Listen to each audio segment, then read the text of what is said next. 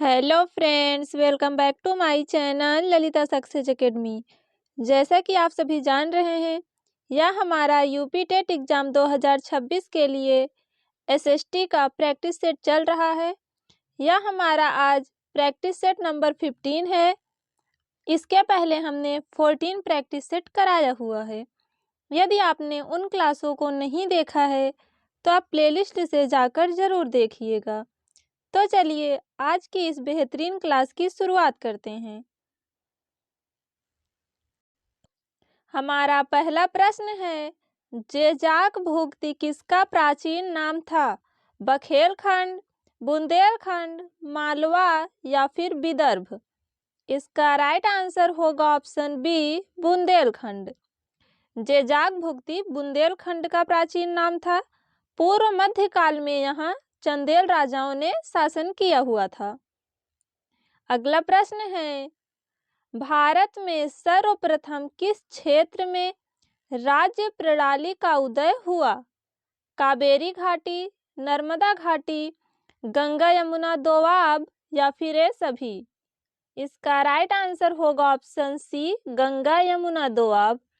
भारत में सर्वप्रथम राज्य प्रणाली का उदय गंगा यमुना दोआब के क्षेत्र में महाजनपद के रूप में हुआ था। यही महाजनपद आगे चलकर साम्राज्य में परिवर्तित हो गए थे। अगला प्रश्न है, निम्नलिखित में कौन सा शहर मौर्य साम्राज्य की राजधानी थी? पाटलिपुत्र, सांची, सारनाथ या फिर रतनपुर? इसका राइट आंसर होगा ऑप्शन ए, पाटलिपुत्र। मौर्य साम्राज्य की स्थापना चंद्रगुप्त मौर्य ने अपने गुरु चाणक्य की सहायता से 322 ईसा पूर्व में मगध में की थी और अपने साम्राज्य की राजधानी पाटलिपुत्र को बनाया था। अगला प्रश्न है, निम्न में से किसने नालंदा विश्वविद्यालय का भ्रमण व वहां अध्ययन किया था? वेनसोंग, फाहियान, मेगस्थनीज या फिर उपरोक्त में से कोई नहीं? इसका राइट आंसर होगा ऑप्शन ए, हुएनसोंग। हुएनसोंग हर्षवर्धन के शासनकाल में भारत आया हुआ था। इसने अपनी पुस्तक सियूकी में अपने भारत यात्रा का वर्णन किया हुआ है। इनकी पुस्तक का नाम सियूकी है, यह भी एग्जाम में बहुत पूछा जाता है। अगला प्रश्न है, विटीकल्चर का संबंध किससे है? फलों का उत्पादन, बागवानी, अंगूर की खेती या फिर केंचुआ पालन? इसका राइट आंसर होगा ऑप्शन सी, अंगूर की खेती। विटीकल्चर का संबंध अंगूर की खेती से है। यदि फलों का उत्पादन की बात करें तो इसका संबंध पोमोकल्चर से है और बागवानी को हार्टिकल्चर कहते हैं और केंचुआ पालन को वर्मीकल्चर कहा जाता है। अगला प्रश्न है, भारत में हरित क्रांति का जनक किसे कहा जाता है? ऑप्शन है नॉर्मन बोरलॉग, एम.एस. स्वामीनाथन, सी सुब्रमण्यम या फिर लाल बहादुर शास्त्री? तो भारत में हरित क्रांति का जनक एम.एस. स्वामीनाथन को कहा जाता है। इसका राइट आंसर होगा ऑप्शन बी। अब विश्व में हरित क्रांति का जनक नॉर्मन बोरलॉग को कहा जाता है। सी सुब्रमण्यम की बात करें तो इन्होंने भारत में हरित क्रांति लाने में महत्वपूर्ण भूमिका निभाई थी। अगला प्रश्न है, भारतीय गन्ना अनुसंधान केंद्र कहाँ पर स्थित है? कानपुर, लखनऊ, हैदराबाद या फिर शिमला? भारतीय गन्ना अनुसंधान केंद्र जो है यह लखनऊ में स्थित है। इसका राइट आंसर होगा ऑप्शन बी। कानपुर की बात करें तो यहाँ पर भारतीय दलहन अनुसंधान केंद्र है और हैदराबाद में भारतीय तिलहन अनुसंधान संस्थान है। शिमला में केंद्रीय आलू अनुसंधान संस्थान है। हमारा अगला प्रश्न है, निम्न में से कौन सी भू आकृति भारत में नहीं पाई जाती है? समुद्र तल, हिमनदी, हिमशैल या फिर मरुस्थल? इसका राइट आंसर है ऑप्शन सी, हिमशैल। हिमशैल भू आकृति भारत में नहीं पाई जाती है। यह मुख्यतः ध्रुवों के समीप स्थित देशों में पाई जाती है। इसका राइट आंसर होगा ऑप्शन सी। हमारा अगला प्रश्न है, भारतीय संविधान में एकल नागरिकता एवं विधि निर्माण प्रक्रिया किस देश के संविधान से लिया गया है? ऑस्ट्रेलिया, ब्रिटेन, जर्मनी या फिर कनाडा? इसका राइट आंसर होगा ऑप्शन बी, ब्रिटेन। भारतीय संविधान में एकल नागरिकता एवं विधि निर्माण प्रक्रिया जो है यह ब्रिटेन के संविधान से लिया गया है। अगला प्रश्न है, राज्य विधानसभा की अधिकतम सदस्य संख्या कितनी है? इसका राइट आंसर होगा ऑप्शन बी, 500। राज्य विधानसभा की अधिकतम सदस्य संख्या 500 है। अगला प्रश्न है, संसद का निर्माण किससे होता है? ऑप्शन है लोकसभा एवं राज्यसभा दोनों से, राष्ट्रपति, लोकसभा एवं राज्यसभा से, केवल लोकसभा से या फिर राष्ट्रपति और राज्यसभा से? इसका राइट आंसर होगा ऑप्शन बी, राष्ट्रपति, लोकसभा एवं राज्यसभा से। संसद का निर्माण इन तीनों से होता है। राष्ट्रपति, लोकसभा एवं राज्यसभा ये तीनों संसद के अंग होते हैं।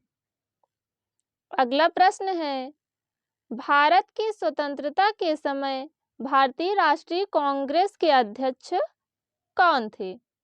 जेपी कृपलानी, अब्दुल कलाम आजाद, सुभाष चंद्र बोस या फिर जवाहरलाल नेहरू? तो भारत की स्वतंत्रता के समय भारतीय राष्ट्रीय कांग्रेस के अध्यक्ष जेबी कृपलानी थे। इसका राइट आंसर होगा ऑप्शन ए। अगला प्रश्न है, संवाद कौमुदी किसकी रचना है? ईश्वरचंद्र विद्यासागर, राजा राम मोहन राय, सुरेंद्रनाथ बनर्जी या फिर गोपाल कृष्ण गोखले? संवाद कौमुदी की जो रचना है वह राजा राम मोहन राय ने किया था। इसका राइट आंसर होगा ऑप्शन बी। अगला प्रश्न है, हल्दी घाटी का युद्ध कब हुआ था? 1565 में, 1575 में, 1576 में या फिर 1580 में? हल्दी घाटी का युद्ध जो है वह 1576 में हुआ था। इसका राइट आंसर होगा ऑप्शन सी। हल्दी घाटी का युद्ध अकबर और महाराणा प्रताप के बीच हुआ था, जिसमें महाराणा प्रताप की हार हुई थी। अगला प्रश्न है, निम्नलिखित में से किसने न्यू इंडिया नामक एक अंग्रेजी साप्ताहिक समाचार पत्र निकाला? बिपिन चंद्र पाल, सुरेंद्र नाथ बनर्जी, वारिंद्र कुमार घोष या फिर भूपेंद्र नाथ दत्त? इसका राइट आंसर होगा option A, Bipin Chandra Pal. New India नामक अंग्रेजी साप्ताहिक समाचार पत्र बिपिन चंद्र पाल ने निकाला था। एनी बेसेंट ने न्यू इंडिया नामक एक दैनिक समाचार पत्र की शुरुआत की थी। तो इन दोनों क्वेश्चन में आप ध्यान दीजिएगा कि न्यू इंडिया समाचार पत्र दोनों ने निकाला था, लेकिन बिपिन चंद्र पाल ने जो निकाला था वह एक साप्ताहिक समाचार पत्र था और एनी बेसेंट ने जो निकाला था वह एक दैनिक समाचार पत्र था। अगला प्रश्न है, नारीवाद से आशय है एक विचार जो महिलाओं की समानता के पक्ष में हो, एक विचार जिसके अनुसार महिलाएं शासन करें, एक विचार जिसमें पुरुष शासन करे, या फिर एक ऐसा विचार जिसके अनुसार महिलाओं को पुरुषों की अपेक्षा अधिक अवसर मिलना चाहिए। तो इसमें से नारीवाद का जो आशय है वह किस विचार से है? इसका राइट आंसर होगा ऑप्शन ए, नारीवाद एक ऐसा विचार है जो महिलाओं की समानता के पक्ष में हो। अगला प्रश्न है, भारतीय राष्ट्रीय कांग्रेस की प्रथम महिला अध्यक्ष कौन थी? सुचेता कृपलानी, राजकुमारी अमृत कौर, एनी बेसेंट या फिर नलिनी सेन गुप्ता? इसका राइट आंसर होगा ऑप्शन सी, एनी बेसेंट। भारतीय राष्ट्रीय कांग्रेस की प्रथम महिला अध्यक्ष एनी बेसेंट थी। यह 1917 में कांग्रेस के कलकत्ता अधिवेशन की अध्यक्षता की थी? अगला प्रश्न है, भारत में प्रथम सूती कपड़ा मिल कब व कहाँ स्थापित हुई थी? सूरत 1700 में, मुर्शिदाबाद 1765 में, अहमदाबाद 1919 में या फिर मुंबई 1854 में। इसका राइट आंसर होगा ऑप्शन डी। भारत में प्रथम सूती कपड़ा मिल जो है यह मुंबई में 1854 में स्थापित की गई थी। अगला प्रश्न है, लोकतांत्रिक समाजवाद के प्रमुख भारतीय विचारक कौन थे? पंडित जवाहरलाल नेहरू, एम.एन. राय, एस.ए. डांगे या फिर उपर्युक्त में से कोई नहीं। इसका राइट आंसर होगा ऑप्शन ए, पंडित जवाहरलाल नेहरू। पंडित जवाहरलाल नेहरू लोकतांत्रिक समाजवाद के प्रमुख विचारक थे। अगला प्रश्न है, निम्नलिखित में से कौन सा राजनीतिक दल का उद्देश्य नहीं है? अपनी विचारधारा का प्रचार करना, लोगों की आध्यात्मिक विकास करना, लोकमत का निर्माण करना या फिर सरकार बनाने की आकांक्षा। इसमें से ऐसा कौन सा उद्देश्य नहीं है जो कि राजनीतिक दल का है? इसका राइट आंसर होगा ऑप्शन बी, लोगों का आध्यात्मिक विकास करना। राजनीतिक दल का जो उद्देश्य है वह मुख्यतः लोकमत का निर्माण कर सत्ता पर अधिकार करना है, साथ ही अपनी विचारधारा का प्रचार करना है, लेकिन लोगों की आध्यात्मिकता का विकास करना यह जो है राजनीतिक दल का उद्देश्य नहीं होता है। इस प्रकार से इसका राइट आंसर होगा ऑप्शन बी। अगला प्रश्न है, निम्नलिखित में से कौन सा राजनीतिक दल राष्ट्रीय दल की श्रेणी में नहीं है? शिवसेना, भारतीय जनता पार्टी, भारतीय राष्ट्रीय कांग्रेस या फिर बहुजन समाज पार्टी। इसका राइट आंसर होगा ऑप्शन ए, शिवसेना। शिवसेना जो है वह राजनीतिक दल राष्ट्रीय दल की श्रेणी में नहीं है। अगला प्रश्न है, अध्यक्षात्मक शासन व्यवस्था में समस्त कार्यपालिका शक्तियां निहित होती हैं। राष्ट्रपति में, मंत्रिमंडल में, विधायिका में या फिर न्यायपालिका में।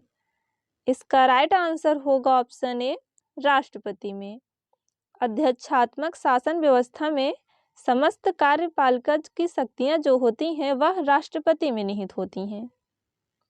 अगला प्रश्न है, निम्न स्थलाकृतियों में से किसका निर्माण भ्रंशन द्वारा होता है? छत्रक शिला, हिमोड़, विभ्रंश घाटी या फिर टोलाइन। इसका राइट आंसर होगा ऑप्शन सी, विभ्रंश घाटी। अगला प्रश्न है, भूकंप उत्पत्ति स्थल को क्या कहा जाता है? अभिकेंद्र, मूल केंद्र, घाटी या फिर सीस्मिक क्षेत्र। इसका राइट आंसर होगा ऑप्शन बी, मूल केंद्र। अगला प्रश्न है, निम्न में से भारत के किस राज्य में सुंदरवन पाए जाते हैं? तो सुंदरवन जो है वह पश्चिम बंगाल में पाए जाते हैं। इसका राइट आंसर होगा ऑप्शन ए। तो दोस्तों, आज की वीडियो में हमने एसएसटी के कुल टॉप 25 क्वेश्चंस की बात की है। इसमें जो भी क्वेश्चन हमने शामिल किया था वह सभी क्वेश्चन प्रीवियस ईयर थे। उम्मीद करते हैं कि आपको यह वीडियो पसंद आया होगा। यदि वीडियो पसंद आया हो तो वीडियो को लाइक करें, कमेंट करें एंड चैनल को सब्सक्राइब करना ना भूलें, ताकि हमारे अगले वीडियो का नोटिफिकेशन आपको सबसे पहले मिले। मिलते हैं नेक्स्ट वीडियो में, तब तक आप अपना ख्याल रखिए। धन्यवाद।